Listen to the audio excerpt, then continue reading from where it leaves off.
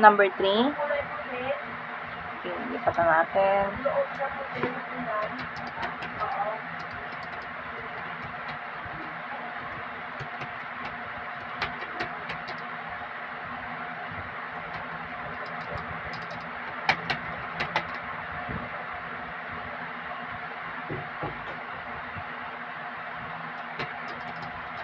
Number 4. Okay.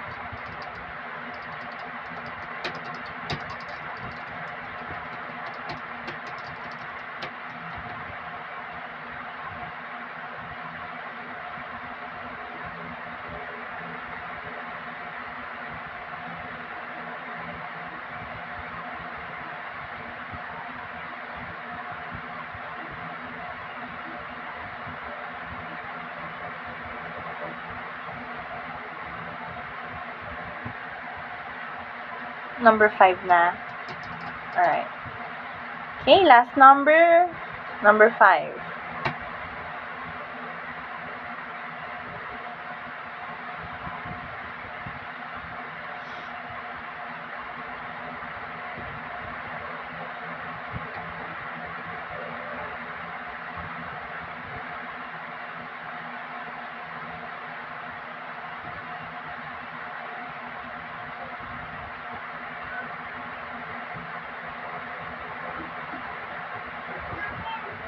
Okay, so pants up, everyone.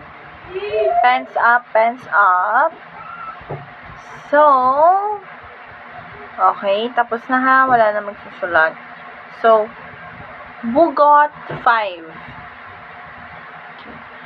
1, 2, 3, 4, 5, 6, 7, 8, 9, 10, 11, 12, 13, 14, 15, 16, 17,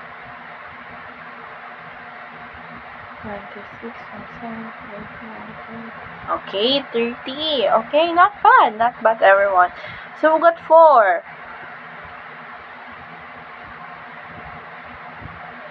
Okay, 9. We got 3. Okay. 3, 3. Okay. We got 2. 1. 0. None.